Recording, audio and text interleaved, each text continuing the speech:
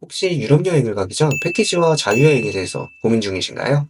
이번에는 패키지 여행과 자유여행에 대해 남들이 다 알고 있는 뻔한 내용이 아닌 가보지 않고 해보지 않으면 전혀 생각도 못했던 개념들이 들어가 있으니 오늘 영상을 다 보시면 나이 성별 관계없이 본인이 패키지 여행에 적합한지 자유여행에 적합한지 정확히 알 수 있을 겁니다. 저는 40개국 160개 도시를 여행하고 여행 컨설팅을 도와드리고 있는 여행 플래너 토모 트래블입니다. 일단 먼저 짚고 넘어갈게 우리는 패키지 여행에 대해서 잘못 알고 있는 고정관념들이 있는데요. 이걸 먼저 알아보고 나서 패키지 여행이 어울리는 사람 유형을 알아보도록 하겠습니다. 패키지 여행에 대한 잘못된 고정관념. 첫 번째는 소매치기, 인종차별 등 유럽의 불안한 치안에 대해 안심이 된다입니다. 당연히 심적으로 안심이 될 수 있으나 만약 소매치기가 일어난다면 가이드로서 특별히 해줄 수 있는 것이 없습니다. 기본적인 매뉴얼대로 여행자 보험에서 보상을 받을 수 있는 폴리스 리포트 신청을 도와주는 것, 그 이상으로 무엇을 할 수 있을까요? 패키지에 다른 인원들이 기다리고 있고 일정이 정해져 있는데 가이드분이 몸이 두 개가 아닌 이상 여권도 재발급해주러 가고 도둑도 잡아서 지갑 핸드폰도 찾아오고 이럴 수는 없겠죠? 그리고 그럴 일은 드물겠지만 인종차별을 당한다고 해서 가이드가 나서서 싸워줄 수도 없습니다. 결국 유럽에서 그런 못 배워먹은 사람들에게는 나나 내 가족, 패키지 멤버, 가이드 모두 그냥 외국인일 뿐이고 또한 아시아인일 뿐이거든요. 괜히 그런 사람 건드려봤자 좋을 게 없습니다. 다만 단체이고 항상 가이드분이 소매치기에 대해 주의하라는 언급을 해주시기 때문에 소매치기에 타겟이 될 확률이 적은 점은 있지만 그렇다고 패키지 여행에서 100% 그들의 타겟이 되지 않는 것은 아닙니다. 그래서 결국 우리가 유럽에서 제일 걱정하는 소매치기나 인종차별에 대한 사건이 일어난다면 이후에는 자유여행에서 스스로 해결해야 하는 것과 크게 다를 것이 없습니다. 작게는 위에 언급한 대로 간단한 도움은 받을 수 있겠지만요. 그리고 또 우리가 걱정하는 것 중에 하나인 것이 언어에 대한 부분인데 대부분의 가이드들이 기본적으로 어느 정도 영어는 구사할 수 있지만 유럽 전역의 언어를 다 구사하지 못합니다. 그래도 여행하는데 문제가 없는 것은 이미 모든 게 다 예약되어 있고 정해져 있는 일정이다 보니 특별히 간단한 영어 이외에 소통이 필요하지 않습니다. 이미 회사를 통해 항공부터 숙소, 관광지 예약, 심지어는 식사 메뉴까지도 다 정해져 있는데 우리 혹은 가이드가 현지어로 소통할 일이 거의 없겠죠. 그래서 패키지를 가면 언어 소통을 해줄 수 있는 사람이 있어서 안심하는 것이라고 생각하기보단 가이드와 패키지 인원을 제외하고 외국어로 소통할 일 자체가 없어졌기 때문에 언어에 대한 걱정이 없어지는 것이라고 생각하시면 되겠습니다. 그래서 결국 가이드가 붙어 있지 않은 자유시간이 있는 일정에는 언어가 걱정이어서 패키지 여행을 계획하신 분들에게는 그 자유시간이 크게 장점으로 다가오지 않습니다. 두 번째는 돈만 내면 모든 게 끝나서 편하다입니다. 가장 많이 알고 있는 장점이지만 또 이렇기 때문에 여행 만족도가 상당히 떨어질 수 있습니다. 특히 유럽 여행 패키지를 선호하시는 연령대가 50대 이상이 많으신데 이분들의 특징이 특별히 어느 도시에서 무엇이 보고 싶다라는 것보다 유럽 혹은 국가에만 초점이 맞춰져 있어서 유럽 몇 개국, 몇 박, 며칠이라는 내용이 가장 중요하고 정작 가장 중요한 세부 일정은 확인도 제대로 안 하신다는 겁니다. 물론 확인을 해도 뭐가 뭔지 모르니까 안 하실 수도 있지만 역사적인 문화, 유적을 많이 보고 싶은데 자연 경관을 보는 비중이 높을 수도 있고 야외 활동을 중요시하는데 박물관, 미술관이 메인인 코스일 수도 있고요.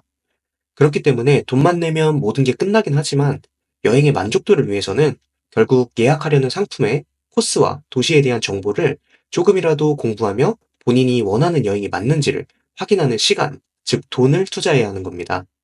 다만 이 점만 확실히 알아두신다면 그 이외에는 우리가 걱정하는 교통, 호텔, 식사 등 모든 것을 신경 쓰지 않아도 돼서 큰 장점이라고 생각합니다.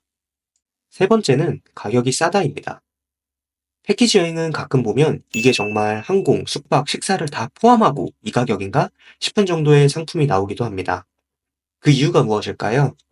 비수기일 경우도 있겠지만 가장 큰 이유는 바로 투어에 포함되어 있는 선택 옵션과 쇼핑인데요. 이건 패키지 여행에서 빠질 수 없는 주제로 항상 많이 거론되는 내용이죠. 쇼핑이 강요될 때는 패키지 대부분 가격이 저렴한 것들이 많은데요. 이건 또 왜 그런 걸까요? 이걸 정확히 알기 위해선 이런 저가 패키지 시스템에 대해서 아셔야 하는데요. 아까 말씀드렸듯이 항공권과 숙소만 해도 이 가격보다는 비쌀 것 같은데 싶은 패키지 가격들이 있습니다. 이런 패키지들은 대부분 손님이 결제한 금액에 가이드가 추가로 금액을 부담해야 하는 구조입니다. 이런 걸 덤핑 상품이라고 하는데요. 무슨 말인지 모르시겠다고요? 이해하기 쉽게 설명드리면 A라는 여행사에서 B라는 랜드사에게 패키지 손님을 보냅니다. 그러면 B라는 렌트사는 C라는 가이드에게 손님을 보내게 되는데요. 이 과정에서 A라는 여행사와 B라는 렌트사에서 대부분의 이익을 먼저 챙기고 손님을 C라는 가이드에게 보내게 됩니다. 그러면 가이드는 일종의 영업사원으로서 손님을 본인 돈으로 투자해서 여행사로부터 데리고 오는 것이라고 생각하시면 됩니다. 그러니까 손님이 오는 순간엔 본인의 수익이 마이너스겠죠? 그 상태에서 가이드가 수익을 내기 위해서는 유료 관광지나 액티비티, 여러 가지 선택 일정이나 쇼핑을 돌리면서 거기서 나오는 커미션으로 본인의 수익을 챙기는 구조입니다. 그렇기 때문에 저렴할수록 여행 일정에 쇼핑이 여행보다 많이 들어가고 있는 것이 특징이죠. 특히 일본이나 동남아 패키지에서 많이 보실 수 있는데요. 그래서 일부 가이드의 경우 쇼핑으로 수익이 나지 않으면 팁을 강요하는 모습을 보신 분도 계실 거고, 가이드의 기분을 맞춰주기 위해 필요 없는 고가의 상품을 억지로 구매해 주시는 고객을 보신 분도 계실 겁니다. 그래서 요즘 말하는 노쇼핑 노옵션의 경우 기본적으로 저렴한 느낌은 그렇게 받으시지 않을 겁니다. 왜냐하면 가이드의 경비와 비용이 모두 상품 자체에 녹아들어 있기 때문에 그렇습니다. 그렇기 때문에 금액만 보고 패키지 상품을 결정하는 것은 안 가느니만 못한 여행이 될 수도 있으니 저렴한 상품일수록 일정표를 꼼꼼하게 확인하도록 해야 합니다. 기본적으로 우리들은 여행을 준비할 때 항상 최저가를 우선순위로 생각합니다. 그러다 보니 여행사 입장에서도 자꾸 최저가를 내세우게 되고, 그렇다고 여행사가 땅 파서 장사하는 기업은 아니다 보니 저렴할수록 여행의 질은 상당히 떨어지게 됩니다. 이런 극단적인 최저가 상품으로 패키지 여행을 다녀오신 분들은 항공편부터 숙소, 음식, 여행의 질까지 최악의 경험을 하고 돌아와서 다시는 패키지 여행을 가지 않겠다고 다짐합니다. 하지만 패키지는 기본적으로 단체 구매이기 때문에 웬만해서는 개인 여행자들보다는 항공이나 교통편, 숙소의 경우 상당히 저렴하게 구매가 가능합니다. 그런데도 가격이 비싸다고 느껴지는 건 그만큼 좋은 숙소나 나은 음식, 이상적인 관광지 방문 등으로 여행 자체의 퀄리티가 훨씬 높아진다고 생각하시면 되겠습니다. 또 항상 고객들을 케어해주고 다양한 지식을 전달해주는 가이드 비용도 포함되어 있겠죠. 그렇기 때문에 패키지 가격만 가지고 싸다, 비싸다라고 평가하는 게 아닌 패키지의 세부 내용을 꼼꼼하게 살펴보고 가격이 합당한지 판단하는 것이 맞습니다. 네 번째는 다 해주니까 몸이 편하다입니다. 이건 반은 맞고 반은 틀린 말인데요. 일단 다 해주니까 몸이 편합니다. 무거운 캐리어를 끌고 다닐 필요도 없고, 때가 되면 밥 주고 버스만 타면 다음 관광지로 가고 정말 편합니다. 자유여행을 많이 한 제 입장으로서는 정말 너무 부러운 시스템입니다. 다만 패키지 여행 일정을 보면 몸이 편할 수가 없습니다. 만약 여러분은 패키지 여행인데 일정표를 보니 열흘간 2개에서 3개 도시밖에 여행하지 않고 일정 대부분이 카페에서 쉬고 공원에서 쉬면서 자유여행을 하라고 하면 과연 갈까요? 물론 가지 않겠죠. 짧은 시간 동안 최대한 많은 관광지를 다녀야 여행자가 만족하고, 그래야 패키지 여행사도 돈을 벌기 때문에 일정 자체가 자유여행 일정으로는 불가능할 정도로 빡빡합니다. 메이저 투어사에 잘 팔리는 유럽 여행 패키지 상품을 봐도 이게 정말 물리학적으로 가능한가 싶을 정도로 여러 군데를 다녀오더라고요. 제가 이해해드리기 쉽게 그 패키지의 느낌을 서울을 패키지 여행으로 비교해 본다면, 하루 동안 서울에서 홍대, 명동, 서울타워, 경복궁, 동대문, 성수동, 잠실, 강남, 한강공원, 여의도를 보는 일정과 같은 느낌입니다. 이런 일정을 보시면 이게 가능한가 싶죠? 하지만 이게 다 가능하게 세팅이 되어 있으니 얼마나 많은 이동과 관광 일정이 포함되어 있는지 이제 느낌이 오실 겁니다. 일정을 보면 하루 동안 여행지에서 관광을 하는 시간은 2~3시간 내외, 버스 이동 시간은 7에서 8시간, 그리고 하루 일정이 끝나고 호텔로 이동, 이런 일정도 있습니다. 이렇게 합산해서 보니 믿기지 않으시죠? 가장 유명한 여행사의 가장 인기 있는 서유럽 투어 일정만 상세히 보셔도 바로 발견하실 수 있을 겁니다. 그러니 패키지 일정으로 짧은 기간 동안 많은 국가와 도시를 간다는 건 대부분 일정을 버스에서 소화해야 한다는 단점 정도는 인지하셔야 합니다. 그래서 몸이 편하지만 편하지 않은 것이 패키지 여행의 특징입니다. 웬만한 체력으로는 유럽 패키지 여행 한번 다녀오시면 이후로는 패키지는 기겁을 하시는 분들도 많습니다. 다음으로는 다녀온 사람들은 200% 공감하는 패키지 여행의 단점도 한번 알아보도록 하겠습니다. 첫 번째는 가이드의 역량차에 의해 여행이 좌지우지된다는 것입니다. 분위기도 잘 만들고 아는 것도 많으며 그 아는 것들을 정말 초등학생부터 할아버지 할머니까지 이해할 수 있을 정도로 설명해 주는 것은 이 내용을 전달하기 위해 정말 많은 공부와 노력이 들어가 있다고 생각합니다. 이런 가이드가 기본값이라면 좋겠지만 모두가 그런 것만은 아닙니다. 가이드로서의 역량이 부족한데도 가이드를 하고 계신 분들도 있더라고요. 전문성 없이 틀린 지식을 당당하게 전달하거나 혹은 지식 전달이 아닌 잡담과 침묵으로 일관하는 가이드도 분명히 만나보신 분들이 계실 겁니다.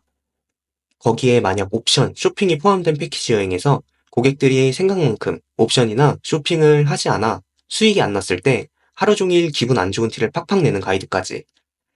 가이드만 잘 만나도 해당 패키지 여행의 80%는 먹고 들어간다고 보시면 됩니다. 두 번째는 식사의 아쉬움입니다. 당연히 패키지 금액에 따라 가는 레스토랑도 다 다르겠지만 기본적으로 맛이 없진 않습니다. 다만 정말 맛있는 것을 먹기는 힘들 수가 있죠. 유럽의 레스토랑을 상상해 보시면 왜 그런지 아실 겁니다. 유럽의 레스토랑은 한국의 프랜차이즈처럼 대형으로 크게 업장을 내는 곳이 별로 없습니다. 보통 2인에서 4인 테이블로 구성되며 커플에서 가족 관광객과 현지인들을 타겟으로 장사를 하죠. 그런데 패키지의 경우 보통 20명에서 30명 정도가 그룹으로 이동합니다. 이렇게 되면 대규모 단체를 받을 수 있는 레스토랑이 일반적인 유명 관광지에서는 거의 없죠. 또 이런 단체를 받지 않아도 어차피 손님은 차고 넘치겠고요. 그래서 버스를 타고 외곽에 있는 큰 레스토랑으로 나가는 경우가 대부분입니다. 그렇기 때문에 이런 레스토랑들은 또 이런 단체 관광객을 타겟으로 장사를 하다 보니 이곳에서 식사를 하시다가 주변을 둘러보면 다른 한국인 패키지 여행사에서 온 또 다른 한국인 그룹들로 가게가 꽉 찬 광경을 보실 수 있을 겁니다. 또한 패키지 여행 특성상 식사 시간에 투자를 많이 할 수 없기 때문에 이미 식당에 도착하면 주문도 필요 없이 정해진 메뉴가 세팅되어 있거나 앉자마자 바로 음식이 나오게 될 것입니다. 미리 만들어둔 선택지도 없는 음식을 먹는 것. 유럽 여행에서 음식과 미식에 대해 관심이 많으신 분이라면 큰 단점이 될 수 있겠습니다. 단 소규모 투어라면 이런 단점은 없겠지만 그만큼 가격은 올라가겠죠? 다른 대안으로 최근에는 패키지 일정에 식사를 자유식으로 진행하는 경우도 있긴 한데 이러면 또 내가 직접 가서 언어도 레스토랑 문화도 모르는데 메뉴 해석하고 주문하고 계산까지 하고 편리함을 최우선 가치로 생각하시는 분들에게 패키지의 장점인 편리함과는 또 거리가 멀어져 버리게 됩니다. 세 번째 단점으로 지켜지지 않는 약속 시간입니다. 이 단점은 당연히 확률적인 거지만 항상 패키지 투어를 하면 정해진 약속 시간보다 늦는 그룹이 꼭 있더라고요.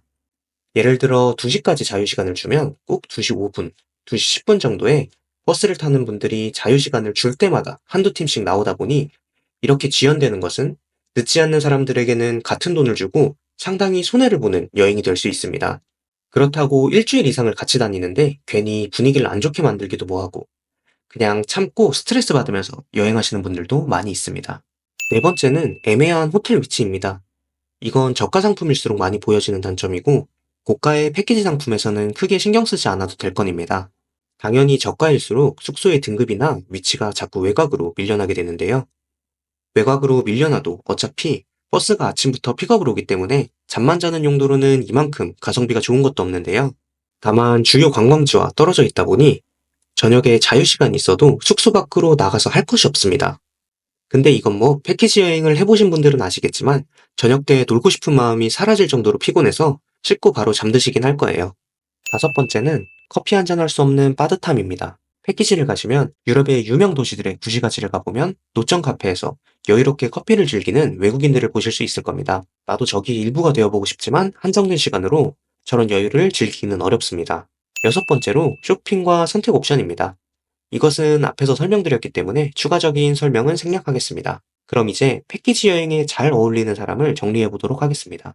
패키지에 잘 어울리는 사람 첫 번째. 어딜 가고 싶은진 모르겠는데 일단 유럽을 가고 싶은 사람입니다. 특별한 목적이 있기보다는 유럽이라는 곳을 가보고 싶다 정도의 생각을 가지고 계시다면 패키지만한 게 없다고 생각됩니다. 두 번째, 짧은 시간 동안 최대한 많은 곳을 가고 싶은 사람입니다. 체력적으로 힘들더라도 여러 도시의 주요 랜드마크를 보고 인스타용 사진도 많이 남겨놓고 싶으시다면 패키지를 따라올 수 없습니다. 세 번째, 유럽의 역사, 문화 등 배경 지식과 함께 그 나라, 그 도시를 이해하는 여행을 하고 싶은 사람입니다. 개인적으로 저는 패키지 여행의 최고 장점이라고 생각하는데요. 많이 알수록 많이 보이는 법. 제가 유럽 여행에서 달고 사는 말입니다. 훌륭한 가이드의 지식이 함께 들어간 여행은 여행의 깊이를 한층 올려줍니다. 세계사의 80%는 유럽의 역사라고 할 정도로 각 국가, 도시마다의 배경 지식과 스토리가 다양하게 담겨 있는데요. 아무것도 모르고 보면 그냥 큰 성당, 큰 교회, 큰 돌덩이이겠지만 알고 보면 거기에서 느껴지는 감동은 이루 말할 수 없습니다. 또한 예술 작품에 대해서는 특히 더 이런 배경 지식이 있으면 보이지 않았던 것들도 더 섬세하게 보이며 작품을 즐겨보실 수 있습니다. 네 번째, 처음 가는 낯선 환경이 아무리 생각해도 설렘보다는 두려움이 많은 사람입니다. 이건 어떤 식으로도 결국 가보지 않으면 해결하기 힘든 문제이기 때문에 단체로 가고 가이드도 있어 심리적으로 편한 패키지 여행을 다녀오시고 그 이후 본인의 여행 성향을 체크해보는 것이 좋습니다. 다섯 번째, 어린이를 동반한 가족여행과 부모님을 동반한 가족여행입니다. 이건 가정의 평화를 위해 선택이 아닌 필수라고 생각됩니다. 아이 혹은 부모님을 케어하면서 지도를 보고 다음 관광지를 이동하고 설명도 해주고 본인을 희생하면서까지 이렇게 여행을 해도 자녀 혹은 부모님의 만족도를 높이기는 웬만해서는 쉽지 않을 겁니다. 다만 부모님과의 여행 시 부모님의 체력을 잘 생각하셔야 합니다. 일정을 따라가기 버거운 체력이시라면 패키지보다는 한두 개의 도시를 느긋하게 보는 자유여행이 훨씬 나을 수 있습니다. 여섯 번째, 여행의 리스크를 줄이는 게 여행의 즐거움을 높이는 것보다 우선인 사람입니다. 예를 들어 70의 만족도로 쭉 가는 것이 50이 될 수도 있고 100이 될 수도 있는 변동성이 큰 여행보다는 좋다고 생각하시는 분도 당연히 패키지 여행이 가장 이상적이라고 할 수 있겠습니다. 다른 말로는 변수 없는 여행이라고도 할 수 있겠네요. 그러면 패키지 여행에 어울리지 않는 사람은 어떤 사람일까요? 당연히 위의 장점과 정반대되는 사람인데요. 모르는 사람과 여행이 불편한 사람, 아침 일찍 일어나는 일정이 부담되는 사람, 유럽의 음식이나 카페에 대해 관심이 많은 사람, 많이 보는 것보다는 깊이 보는 것을 원하는 사람, 유동적으로 여행을 하고 싶은 사람, 체력이 좋지 않은 사람입니다. 자, 그럼 자유여행은 어떨까요? 자유여행은 패키지 여행처럼 정의를 내리고 그것에 대해 의견을 나누기가 상당히 어렵습니다.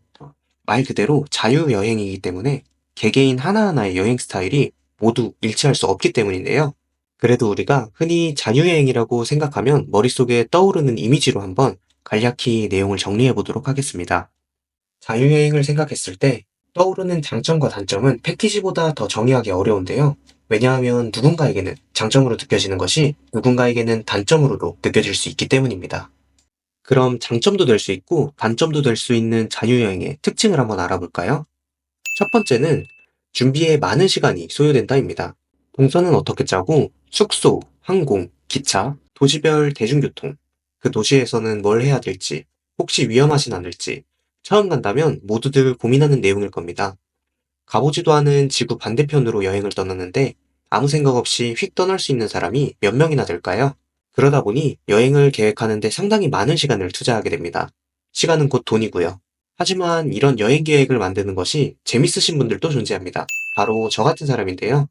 전혀 가보지 못한 세계로 가기 위한 준비는 설렘, 그리고 그 설렘은 즐거움으로 바뀌기도 합니다. 두 번째는 선택의 폭이 너무 넓다입니다.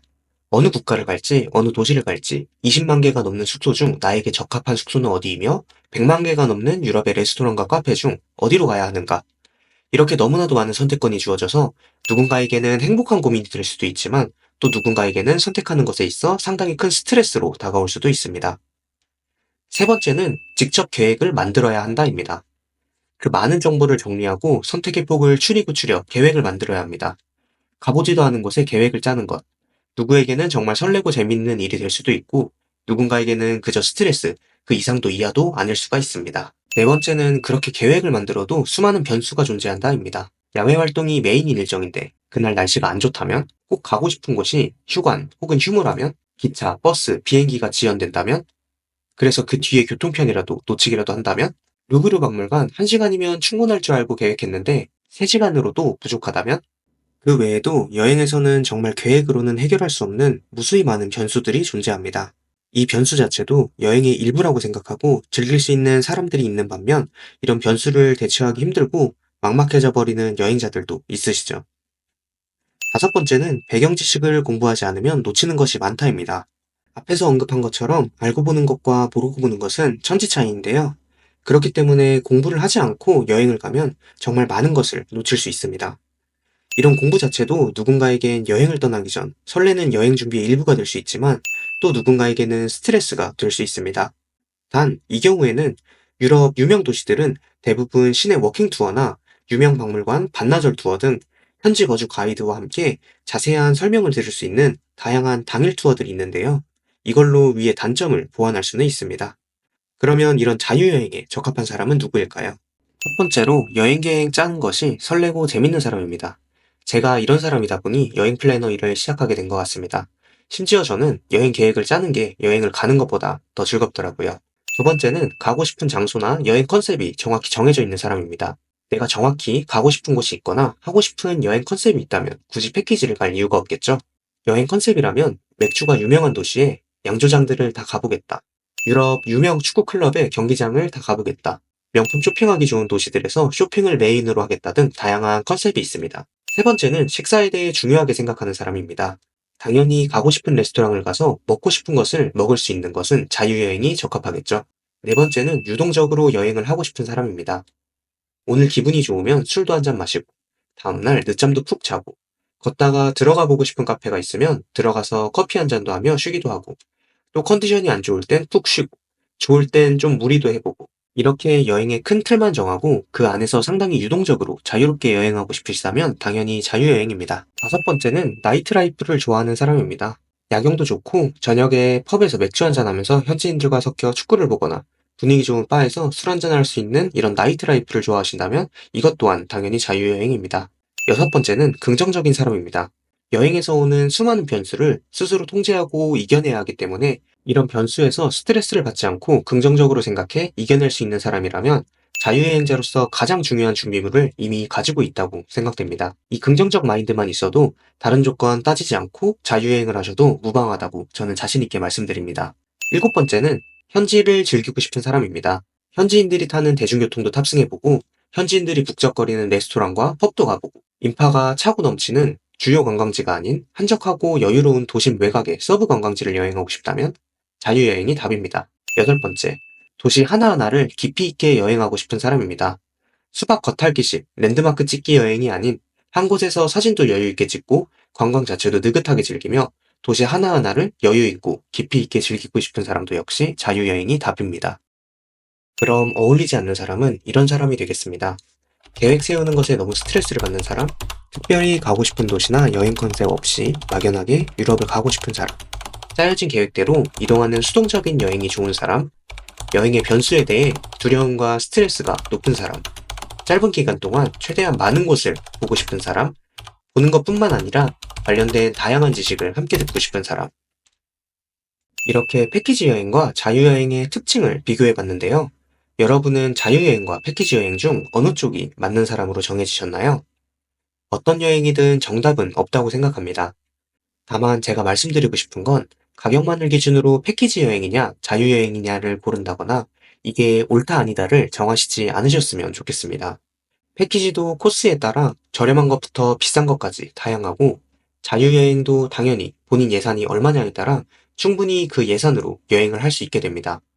본인의 나이나 성별, 예산만을 가지고 어떤 여행을 선택할지 고민하지 마시고 오늘 내용을 참고해서 자유여행과 패키지 여행의 장단점을 이해하고 나는 어떤 사람인지 또 어떤 여행이 어울리는지 생각해 보시고 준비하시면 좋겠습니다. 가장 중요한 것은 할까 말까 고민할 때는 한번 해보는 것이라고 저는 생각합니다. 만약 해서 좋지 않은 기억이 생길지라도 하고 나서 후회하면 그것은 후회가 아니라 경험이 되지만 안 하고 후회하면 그저 평생 후회받게 되지 않습니다. 그래서 좋은 경험이든 나쁜 경험이든 일단 용기를 가지고 행동으로 옮긴다면 내가 평생 한국에서 살면서는 경험해보지 못할 값진 기억이 평생 동안 잊을 수 없는 기억의 한 조각으로 내 머릿속에 남아있을 겁니다. 항상 영상을 준비할 때 10분 이내에 짧고 간단한 영상을 목표로 준비하나 이번에도 역시 10분을 훨씬 넘겨버렸네요. 사소한 디테일 하나라도 더 알려주고 싶은 것들이 너무 많아서 자꾸 내용을 넣고 또 넣게 되더라고요. 그래도 여기까지 긴 영상 시청해주신 분들께 정말 진심으로 감사하다는 말씀 올리며 앞으로도 다양한 양질의 정보를 최대한 쉽고 간단하게 전달해드릴 예정이니 여행을 준비 중이시라면 꼭 구독과 좋아요를 눌러주시면 감사하겠습니다. 평생 후회하지 않을 잊지 못할 여행하세요. 감사합니다.